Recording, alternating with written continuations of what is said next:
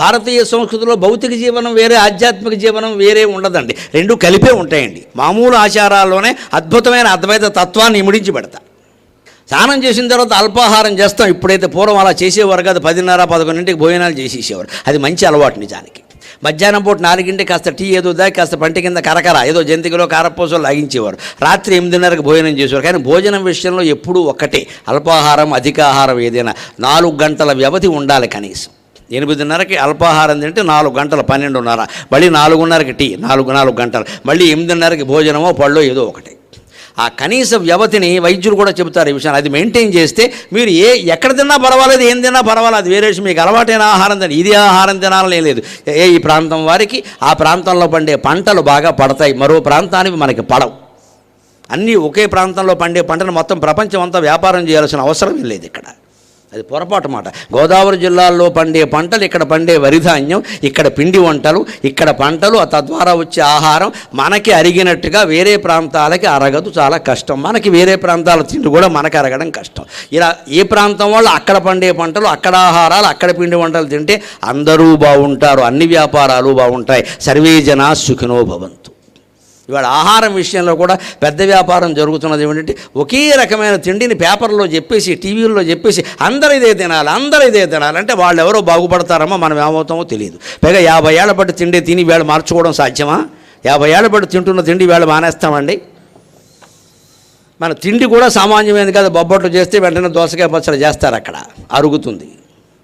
ముంజికాయ తింటే నీళ్లు తాగమని చెప్పారు, వెంటనే జున్ను తింటే నీళ్లు తాగమని చెప్పారు, అరుగుతుంది. ముంజికాయ తింటే మామిడికాయ పిచ్చు, ఆవకాయ బత్తి తినమన్నారు, అరుగుతుంది. దాంట్లో ఏది నంచుకుంటాము అంటే అరిగేదే నంచుకుంటాం. ఈ గొప్ప ఆరోగ్య శాస్త్రజ్ఞులకి నమస్కారం. మన భోజనాలన్నీ అంతే. ఆ 4 గంటల వ్యవధి పాటిస్తే మీకు కులాచారాల ప్రకారం ఏ ఆహారం అలవాటైతే అది తినండి, అది పెద్ద ప్రమాదం ఏం కాదు. వీళ్ళు తినమన్నా ఎవరు ఎక్కువ నెయ్యి నూనె ఊరికే పోసేసుకోరండి. నూనె గురించి కూడా అంత విపరీత ప్రచారాలు జరగక్కర్లేదమ్మా. ఘృతేన వర్ధతే బుద్ధి, శాస్త్రం చెప్పిన మాట స్పష్టంగా. నెయ్యి చాలామంది విద్యార్థులు మానేశారు, అందుకే జ్ఞాపక శక్తి నశించింది.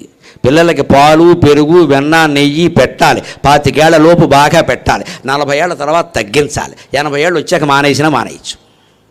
మొదటి నుంచే మానేస్తే వాళ్ళు గుడ్డుమోతు తిండి తింటున్నారు. నిజం చెప్పాలంటే గుడ్డన్నం అంటారు. మా ఇళ్లలో అయితే నెయ్యి వేయకుండా తింటే గుడ్డన్నం పెడుతున్నాం అంటారు. నెయ్యి వేయకుండా తినకూడదండి. నెయ్యి అలా వేసుకుని నెయ్యి వేసుకోవాలి, పోసుకోమని చెప్పలేదు. పోసుకోవడం వేరు, వేసుకోవడం వేరు. ఆ తేడా తెలియపోతే అలాగా జారీ పట్టుకుని ఎత్తేస్తావు పైకి, అవి మంచినీళ్ళ అవసరం లేదన్నా. వేసుకోవాలి, పప్పులో వెయ్యాలి, కూరలో వెయ్యాలి, పెద్దాంట్లో వెయ్యాలి. ఘృతేన వర్ధతే బుద్ధికి తైలఘృతాది భక్షణాత్. శంకరాచార్య స్వామి చెబుతారు భగవద్గీత వ్యాఖ్యానంలో, తైలఘృతాది భక్షణాత్ వాగ్విశదా సమర్థా భవతీతి ప్రసిద్ధం లోకే అంటాడు. నూనె, నెయ్యి తగుమాత్రంగా సేవించడం వల్ల వాక్కు చాలా స్పష్టంగా వస్తుంది, గొంతు బాగుంటుంది, పద్యాలు బాగా పాడతారు, మాట స్పష్టంగా ఉంటుంది అనేది లోకంలో అందరికీ తెలుసున్నదే అంటాడు. ఎందుకంటే మనం తిన్నటువంటి అన్నంలో స్థూల భాగం మలం రూపంలో వెళ్ళిపోతుందండి, అందులో సూక్ష్మ భాగం మాంసం రూపంలో పేరుకుంటుందండి, అతి సూక్ష్మ భాగం మనస్సు రూపంలోకి మారుతుంది. తినే తిండిని బట్టి బుద్ధి ఉండే అవకాశాలు బాగా ఉన్నాయి. మనం సేవించిన జలం ఉంది, నీళ్లు తాగామండి, ఈ నీళ్ళల్లో స్థూల భాగం మూత్రం రూపంలో వెళ్ళిపోతుంది. ఎక్కువ భాగం 4 గ్లాసులు తాగామంటే అరగంటలో వచ్చేస్తుంది, అనుమానం లేదు. ఇంకా ట్యాంకు ఫుల్ అయింది, ఏం చేయమంటావు? అందుకే నీళ్లు తాగావు. ఈ నీళ్లలో స్థూల భాగం మూత్రం రూపంలో వెళ్ళిపోతుంది, సూక్ష్మ భాగం రక్తం రూపంలో స్థిరపడుతుంది, చిక్కబడుతుంది, గట్టిపడుతుంది. అందులో కూడా ఇంకా సూక్ష్మ భాగం ఉందే ప్రాణవాయువు రూపంలో ఉంటుంది. అందుకే ప్రాణం నిలబడాలంటే అన్నం తినకపోయినా కొద్ది రోజులు పర్వాలేదు, నీళ్లు తాగడం మానకూడదు. అందుకే మన ఋషుల్ని మీరు గమనించండి, బట్టలు కూడా చాలా తక్కువ ఉంటాయి. ఊరికే ఒక అంగవస్త్రం కట్టుకుంటారు, పైన కండువా కూడా ఉండదు, కానీ చేతిలో కమండలం మాత్రం తప్పనిసరిగా ఉంటుంది. కమండలం లేని ఋషి ఉండడు. ఎంత యోగి అయినా రమణ మహర్షి చేతిలో కూడా కమండలం ఉంది, మీరు గమనించండి. ప్రాణం నిలబడాలంటే తప్పదండి. అది 15 రోజులు అన్నం లేకుండా బతకచ్చు, 15 గంటలు నీళ్లు లేకుండా బతకడం కష్టం. ప్రాణవాయువుకి నీరు ఆధారం.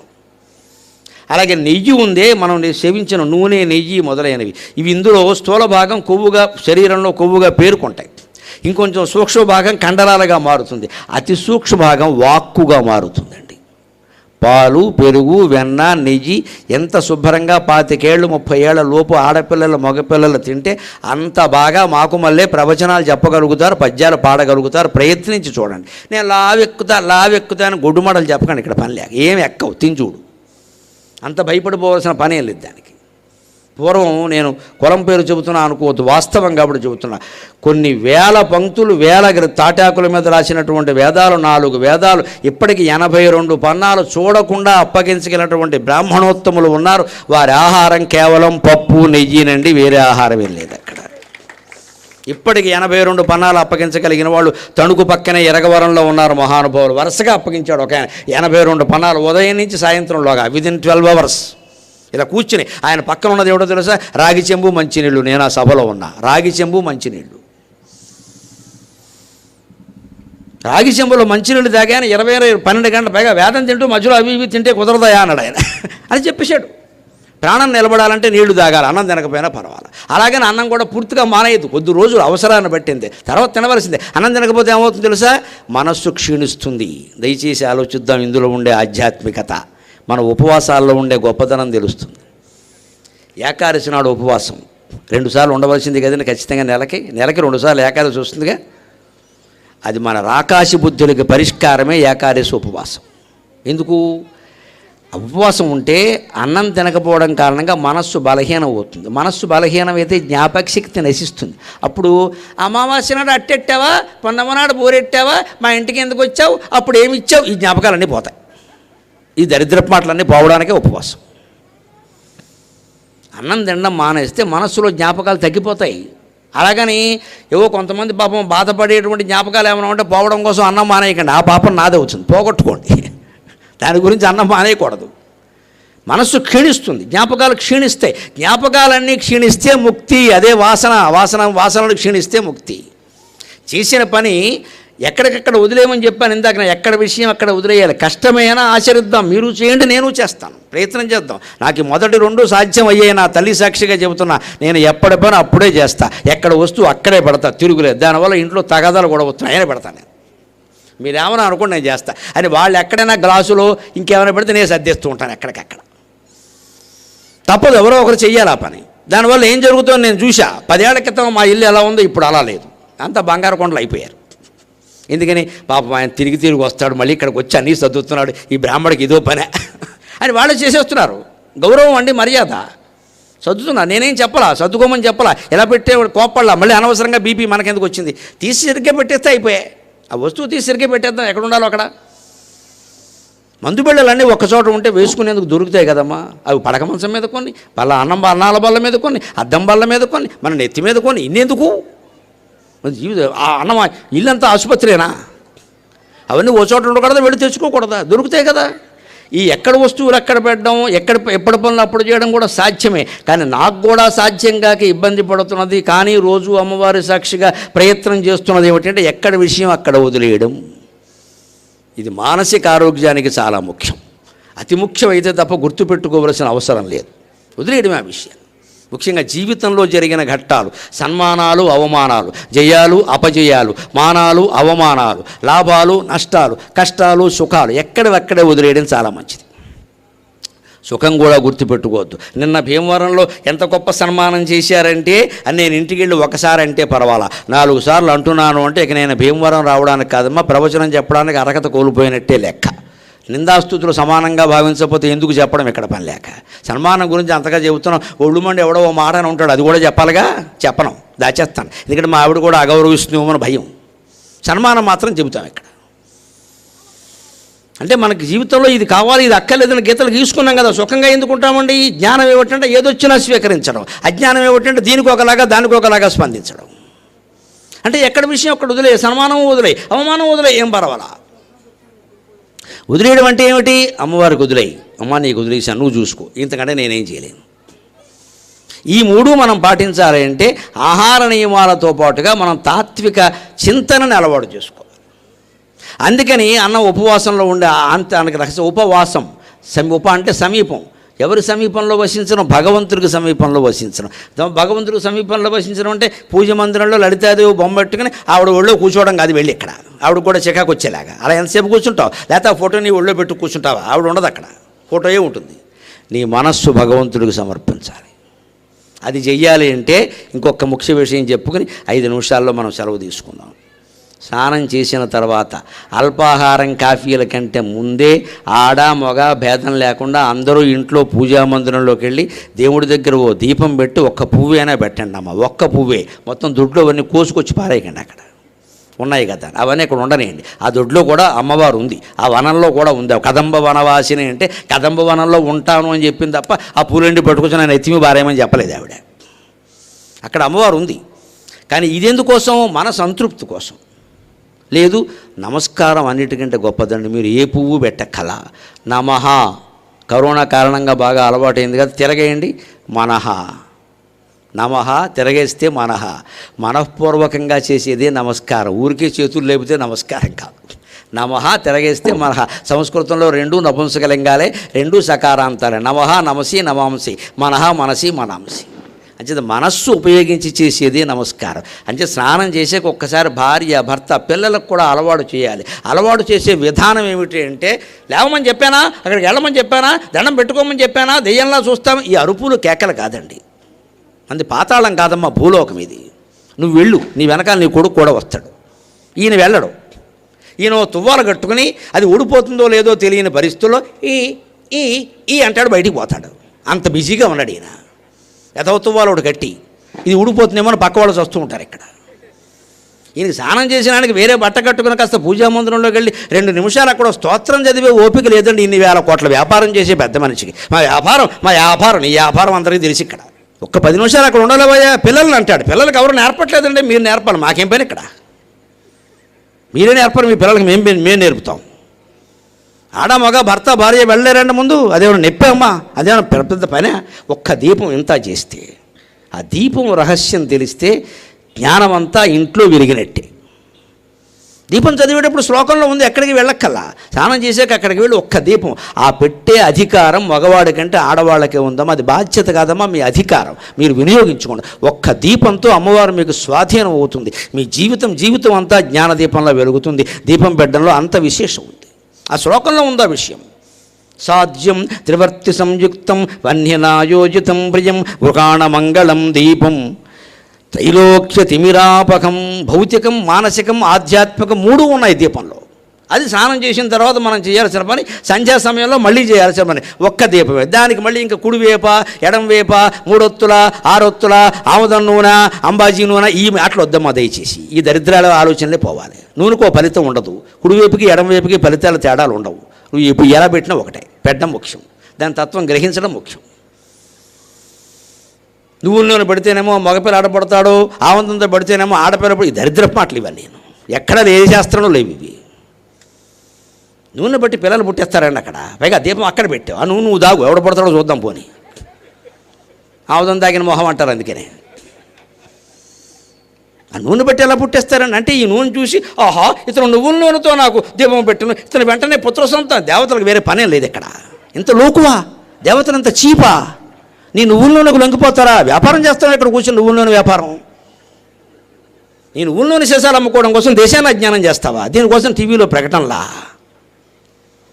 కింద నువ్వుల నూనె నెంబరా, దీనికోసం పొద్దున్నే పరిగెట్టమా నూనె కావాలని.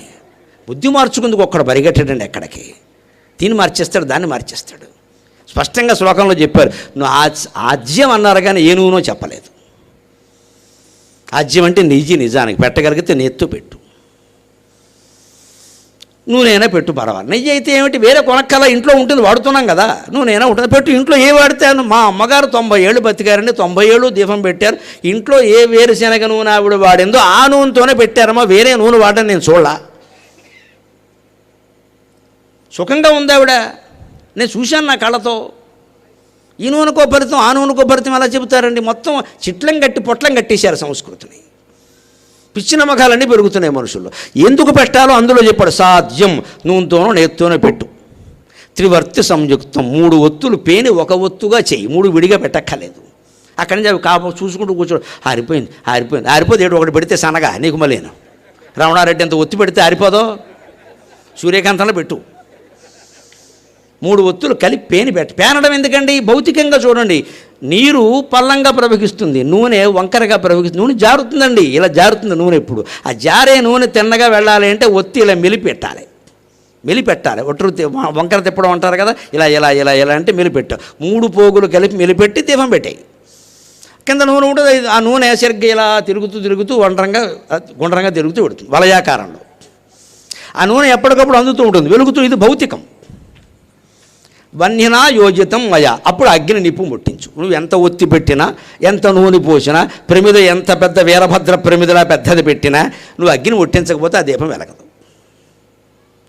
జ్ఞానాగ్ని నీలో కూడా వెలక్కపోతే నీ శరీరం ఎంత పెద్ద ప్రమిదైనా, నువ్వు సంపాదించిన సంపద ఎంత పెద్ద నూనె అయినా, నీ వస్తువాహనాలు ఎన్ని ఒత్తులైనా జీవితం వెలిగే సమస్య కూడా లేదు. జ్ఞానాగ్ని అగ్ని అంటే జ్ఞానాగ్ని. అక్కడ జ్ఞానం అంటే అందరూ ఒకటే, అంతా ఒకటే, ఇది ఏది మిగిలేదు, ఇది కళ, ఇది మిథ్య. టేక్ ఇట్ ఈజీ, తేలిగ్గా తీసుకో. ఇది పోతుంది, ఇది ఉండదు. కాబట్టి ఇవాళ పనిచేసేద్దాం, పోవడానికి సిద్ధంగా ఉందాం, అంతే. మనసు తేలిక పడిపోయింది హాయిగా. వన్యనా యోజితం అయ్యా, అదిగో స్వామి అగ్నితో ముట్టించానయ్యా అని. గృహాణ మంగళం దీపం, ఇది మంగళప్రదమైన దీపం. ఈ జ్ఞానం ఉంటే ఇల్లంతా మంగళమే కదండి. మంగళవారం అంటే ప్రతిరోజు మంగళవారమే. అమంగళం ఎక్కడుంది నీకు జ్ఞానం ఉన్నాక? అప్పుడు చివరమట చెబుతున్నారు, త్రైలోక్య తిమిరాపకం, 3 లోకాల్లో ఉండే చీకటిని పోగొట్టగలిగే శక్తి మన ఇంట్లో మనం పెట్టిన దీపానికి ఉందమ్మా. ఇక దేవాలయంలో అర్చకులు గర్భగుడిలో పెట్టే దీపానికి ఎంత శక్తి ఉంటుందో వేరే చెప్పక్కల. ఊరంతటిని ప్రశాంతంగా ఉంచుతుంది. అందుకని దేవాలయంలో నిత్యం దీపారాధన జరిగేలా చూడాలి. గొళ్ళ మీద గుళ్ళు కట్టేయడం కాదు, అక్కడ ఖచ్చితంగా నిత్య ధూపదీపారాధన జరగాలి. జరగకపోతే గుడితో ఇబ్బందులు వస్తాయి చాలా. ఇంకా నేను పైకి చెబితే బాగుండదు. అవన్నీ మీరు ప్రతిష్ఠ చేశాక, బ్రాహ్మణుల చేత మంత్ర ప్రతిష్ఠ మీరు చేశాక, ఖచ్చితంగా అర్చకుడు బాగోగులన్నీ మనం చూసి ఆయన పేదవాడు కాకుండా ఉండేలాగా, ఆయన కాస్త సంపన్నుడుగా సుఖంగా ఉండేలాగా చేసి ఆయన బాధ్యత ఆయన చేసేలా కూడా చూడాలి మనం. పైగా అర్చకులు ఎలాంటి వాళ్ళు అంటే పాపం వాళ్ళు ఎంత అమాయకంగా ఆలోచిస్తారు. అక్కడ జీతం తక్కువైనా సరే, ఆ జీతం కూడా 7-8 నెలలుగా ఇవ్వకపోయినా సరే దీపారాధన మానడు. ఆయన చచ్చిపోతాడు, లేకపోతే ఆయన తెలుసునమ్మా కుటుంబానికి ఇబ్బంది, అది ఆయన మానడు. మరి ఆయన బాధ పెట్టిన పాపం మనకి రాలేదా? ఆయన సొంత సొమ్ముతో ఎంతకాలం పెడతాడండి అలాగా? ఇది గుళ్ళో దీపం వల్ల ఊరందరికీ ప్రశాంతి. నీ ఇంట్లో నువ్వు పెట్టుకునే దీపం వల్ల కూడా 3 లోకాలకి ప్రశాంతి. ఎలాగా? 3 లోకాలు ఎక్కడున్నాయి? స్వర్గ, మత్స్య, పాతాళ అని మనం ఊరికే చెప్పుకోవడమా? చూసి వచ్చిన వాళ్ళు ఎవరు లేరు. దాని మీద అంత ప్రచారం జరగక్కర్లేదు. ఉన్నది భూలోకం మనకు కనపడుతోంది, మన శరీరం మనకు కనపడుతోంది. ఈ పాతాళ, స్వర్గం, నరకం 2 మన మనస్సులో ఉన్నాయి. మన ఏవ మనుష్యాణం కారణం బంధమోక్షయో. నువ్వు ఎప్పుడు సుఖభావనలో ఉన్నావో అప్పుడు స్వర్గంలో ఉన్నట్టు లెక్క, నువ్వు ఎప్పుడు దుఃఖభావనలో ఉన్నావో అప్పుడు నరకంలో ఉన్నట్టు లెక్క. ఈ భావాలే ముదిరి ముదిరి ముదిరి ముదిరి మనిషి శరీరాన్ని వదిలినప్పుడు కూడా శరీరం ధరిస్తాడు. స్వర్గం అంటే శరీరం ధరిస్తాడు, కళ్ళలో ధరించే శరీరమే ధరిస్తాడు. ఈ చేసిన మంచి ఆలోచనలు, ధర్మకార్యాలన్నీ పుణ్యాల రూపంలో అనుభవానికి వస్తూ ఉంటాయి. చేసిన పాపకార్యాలన్నీ శిక్షల రూపంలో అనుభవానికి వస్తాయి. అప్పుడు ఈ మనిషి ఏమనుకుంటాడు? హిందూ దేశంలో పుట్టాడు కాబట్టి యమధర్మరాజు కొడుతున్నాడు, నరకంలో ఉన్నా అనుకుంటాడు. ఇంకోడు ఏమనుకుంటాడు? హిందూ దేశంలో పుట్టాడు కాబట్టి స్వర్గానికి వెళ్ళా, అదిగో రంభ అనుకుంటాడు. అన్నీ వీడు ఊహలే. ఉపనిషత్తులో స్పష్టంగా చెబుతారు, రంభ నీ ఊహే, రాయిట్టు కొట్టినా నీ ఊహే. నీ పాపం నిన్ను రాయి పెట్టి కొట్టింది, నీ పుణ్యం నిన్ను రంభ దగ్గరికి పంపింది. ఆ రంభ దగ్గరే శాశ్వతంగా మకం పెట్టేవనుకో మళ్ళీ రాయిట్టు కొడతారు. ఇది అశాశ్వతం అని తెలుసుకో. ఆ సుఖాలు ప్రధానంగా భావించకూడదు. అందుకని మనస్సులోనే ఉంది. ఈ మనస్సులోంచే ఎక్కడి నుంచి వచ్చే స్వర్గం, నరకం, పత్యం 3 ఉన్నాయి. గమనించండి, సంస్కృతిలో 3 అంకెకి చాలా ప్రాధాన్యం. అన్నిటా 3 ఉంటాయి. పువ్వులో ఉండేవి 3 రేకులు, మధ్యలో కేసరాలు, మకరందం. చెట్టులో ఉండేవి 3 విత్తనము, చెట్టు, కొమ్మలు, రెమ్మలు. మనిషిలో భాగాలు 3 పాదాలు, మధ్య శరీరం, శిరస్సు. శ్రీమద్వాగ్భవకోటైక స్వరూప ముఖ పంకజ కంఠాదక్కటి పర్యంత మధ్యకూట స్వరూపిణి శక్తి కోటైక దాపన్న కట్ యథోభాగధారిణి. కటి భాగానికి కింద ఒక భాగం, ఈ మధ్య భాగం ఒక భాగం, మొండెం, ఈ శిరస్సు ఒక భాగం. 3 భాగాలు. జంతువులోనూ 3 భాగాలు. సృష్టిలో చాలా భాగం 3 భాగాలు. ఈ 3 లోకాలు ఎక్కడి నుంచి వచ్చాయి? స్వర్గమర్త్య పాతాళాలు. స్వర్గలోకంలో సత్వగుణం ఎక్కువ, మర్త్యలోకంలో, మనుష్యలోకంలో రజోగుణం ఎక్కువ. అందుకే రాజకీయాలు మన దగ్గరే బాగా ఉంటాయి ఎక్కువ. రజోగుణం నుంచే రాజకీయాలు వచ్చాయి. పంచాయతీ పోటీలకి ఎంత గొడవ అయిపోతుందో, పంచాయతీ ఎన్నికలకి ఇంత గొడవ జరిగిపోతుంటే పార్లమెంట్ ఎన్నికల పరిస్థితి ఏమిటండి? అంత రాజకీయం అవసరమా? అదే రజోగుణం. నేనే ఉండాలి, ఇంకెవరు ఉండదు, నా పార్టీయే ఉండాలి. ఏదో ప్రతిపక్షం ఉందనుకోండి, చచ్చిపోతారండి 5 ఏళ్ళు అధికారం కొంపలు అంటుకుపోయా. కాసేపు ఇంట్లో ఉండలేరా? పెళ్ళం బిడ్డలతో మాట్లాడుకోలేరా? ప్రతిదానికి వచ్చి గొడవ పెట్టేయాలి. ప్రతిదానికి వాళ్ళు మంచి చేసినా సరే, ఓ పథకం మంచిది పెట్టారు, మన పార్టీ కదా అయితే ఏమిటండి మంచిది కదా చెప్పొచ్చు కదా, ఈ పథకం పెట్టినందుకు ముఖ్యమంత్రి గారు కృతజ్ఞతలు అనరండి. మమ్మల్ని కాపీ కొట్టారు, ఏదో కొట్టారయ్యా పెట్టారు కదా, అబ్బాయి అదో రజోగుణం. ఇదే ఈ రజోగుణం మానవ లోకంలో ఎక్కువ రజోగుణం ఉంటుంది, స్వర్గలోకంలో కూడా రజోగుణం ఉంటుంది, తమో గుణం ఉంటుంది, కానీ సత్వగుణం ఎక్కువ ఉంటుంది. వాళ్ళు మనకి మళ్ళీ పంచాయతీ సర్పంచ్ పోటీలకు పోటీ పడరు, వాళ్ళు వదిలేస్తారు ఆ విషయం. కానీ అక్కడ పోటీలు ఎలా ఉంటాయో తెలిసే, స్వర్గంలో కూడా మునులు తపస్సు చేస్తారండి, ఆ తపస్సులో పోటీ పడతారు వాళ్ళు. 100 ఏళ్ళు తపస్సు చేశాడా, నేను 1000 ఏళ్ళు చేస్తా అంటాడు, పడు అలాంటి చెయ్యి. అది సత్వగుణంలో పోటీ. దేవలోకంలో దేవతలో సత్వగుణం ఎక్కువ, మనుషుల్లో రజోగుణం ఎక్కువ, రాక్షసుల్లో తమో గుణం ఎక్కువ. యజ్ఞాలు జడగొట్టారు రాక్షసులు తెలుసు, ఎలాంటి వాడు చేయడు, ఇంకోటి చేయనివాడు. నువ్వు ఎలా చేస్తావు చూస్తా అన్ని రక్తం పట్టుకొచ్చి పోసి, మాంసం పట్టుకొచ్చి పోసి, ఎందుకు వాడు చేయలేదు, వీడెవడో చేస్తున్నాడు, చేయనివ్వడు. నిజానికి ఈ 3 గుణాలు ఎక్కడున్నాయో దయచేసి ఆలోచిద్దాం, దాంతో సెలవు తీసుకుందాం. ఈ 3 గుణాలు మనలోనే ఉన్నాయి. మనమే అప్పుడప్పుడు చాలా ఇటువంటి ప్రవచనాలు వింటున్నప్పుడు చాలా సత్వగుణంతో ఇంటికి వెళ్ళగానే ఎలా ఉండాలంటే, చక్కగా ఆయన చెప్పినట్టే వేప్పలు పెట్టి తోముకుని, ఆయన చెప్పినట్టే కాలు కింద పెట్టినప్పుడు భూదేవికి దండం పెట్టుకుని, ఆయన చెప్పినట్టే చేతులు అన్నీ చూసుకుని, ఆయన చెప్పినట్టే కష్టపడి సంపాదించి, ఆయన చెప్పినట్టే స్నానం చేస్తూ గోవింద స్తోత్రం చదివి, ఆయన చెప్పినట్టే మౌనంగా భోజనం చేసి, ఆయన చెప్పినట్టే చేయాలని మీరు అందరూ అనుకుంటూ ఉంటారే, ఇప్పుడు మీరు సత్వగుణంలో ఉన్నట్టు లెక్క. ఇక్కడి నుంచి లేచిన తర్వాత కొందరు మోటార్ సైకిళ్ళు ఎక్కుతారు, కొందరు కార్లు ఎక్కుతారు, కొందరు నడిచి పెడుతూ ఉంటారు. అప్పుడు ఏమనుకుంటారు, ఎంత బాగా చెప్పారు అనగానే అలాగే చెబుతారు, అవన్నీ మన వల్ల అవుతాయేటి, కూర్చుని చెబుతాడు. ఆయనకే పెద్ద సింహాసనం వేసి పెట్టారు, అన్నీ పెట్టారు, చెప్పమంటే నేను చెప్తా. ఇది రజోగుణం వచ్చేసింది దాటగానే. ఇంటికి వెళ్ళి మళ్ళీ పడుకున్నాం అనుకోండి, పడుకునేటప్పుడు దేవుణ్ణి తలుచుకోవాలని చెప్పాం కదా, హాయని ఏనుగు ఆవరించినట్టు ఆవరిస్తాడు తప్ప ఆంజనేయ స్వామిని తలుచుకోడు. జంతువుల కంటే ఎక్కువ గురక పెడతాడు తప్ప జనార్దను తలుచుకోడు. పోనీ ఏదో చెప్పారు కదా, కనీసం ఓ స్తోత్రం నోటుకు వచ్చింది, శుక్లాంబరధరమైనా వచ్చును కదా, సినిమా పాట దేవుడిదైనా వచ్చును కదా, ఏదో ఒకటి పాడుకుందాం నిద్ర వచ్చే వరకు అని అనుకోరండి. నిద్ర ఎంతసేపు, పైగా ఏమిటో నిద్ర రావట్లేదని బెడలేసుకుంటాడు. ఇదే తమో గుణం. ఒకే మనిషిలో ఇవన్నీ ఉన్నాయి, గమనించండి దయచేసి. ఇక్కడ ఉన్నప్పుడు, మనం వింటున్నప్పుడు, గ్రంథం చదువుతున్నప్పుడు, గుళ్ళోకి వెళ్ళినప్పుడు సత్వగుణంతో ఉన్నాం. బయటికి రాగానే ఈ గుడి చైర్మన్ ఎవరో అంటే ఎంతసేపు వాళ్ళ క్యాస్టేనా, మన క్యాస్ట్ ఎవరు ఉండరు ఇక్కడ, వివరంలో మనం లేవా, అయిపోయింది, గుడి రజోగుణం వచ్చేసింది. ఎవడు కడితే నీకేమయ్యా, గుడి ఉంది కదా వెళ్ళండి. నేను చూస్తున్నానమ్మా స్పష్టంగా, నన్ను మన్నింతులుగాక నిజం మాట్లాడమే నాకు అలవాటు. ఆ క్యాస్ట్ వాళ్ళు కట్టిన గుడిలోకి ఆ క్యాస్ట్ వాళ్ళే పెడతారండి, ఎంత గొప్పవాళ్ళమో మనం వేరే కట్టుకుందామే ఆ గుళ్ళోకి మన వాళ్ళు, ఎందుకంటే వాడు ఎవడో కట్టాడు. ఇది మొత్తం ఈ క్యాస్ట్ రాజకీయాల్లోకి ప్రవేశించింది, దేశమంతా ప్రవేశించింది. ఎలా కుళ్ళిపోతుందో మనకు తెలుసు. ఇది రజోగుణం మందా కదా, ఎవరున్నారంటే మనలోనే ఉంది కదా, వదిలించుకోలేమో దాన్ని. దేవుడు ముఖ్యం, మనవి ఎవరు కడితే ఎవరో ఒకరు కడతారు కదయ్యా, ఎవరు కట్టుకున్నా ఇలాగా. ఆ గుళ్ళోకి మనం కట్టాయి, మన గుడి కట్టే, మన వీధిలో మనం వెళ్ళేదంటే గాడిదగుడ్డు అయిపోయాడు దేవుడు. ఇక్కడ గాడ్ ది గుడ్ అయిన వాడు గాడిద గుడ్ అయిపోయాడు.